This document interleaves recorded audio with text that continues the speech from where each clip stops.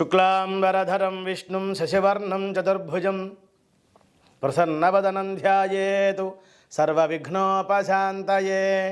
మాలాం గుండీం జడమరుం శూలం శంఖం సుదర్శనం దధానం భక్తవరదం దత్తాత్రేయం నమామ్యహం.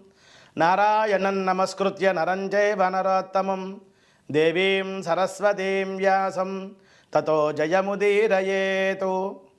కార్తీక మాస వైభవాన్ని మాకు చెప్పండి అంటూ నైమిషారణ్యంలో సూత మహర్షి గారిని అడుగుతున్నారు శౌనకాది మహర్షులు కూడా.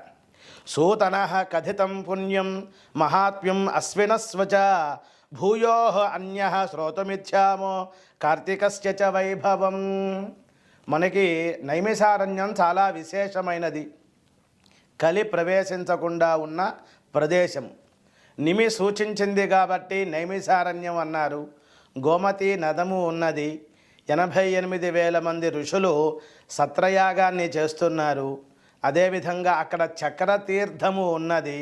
మానవులు ముక్తి పొందటానికి సులభమైనటువంటి విషయాలను పురాణముల ద్వారా సూత మహర్షి గారు శౌనకాది మహర్షులకి చెబుతూ ఉన్నారు.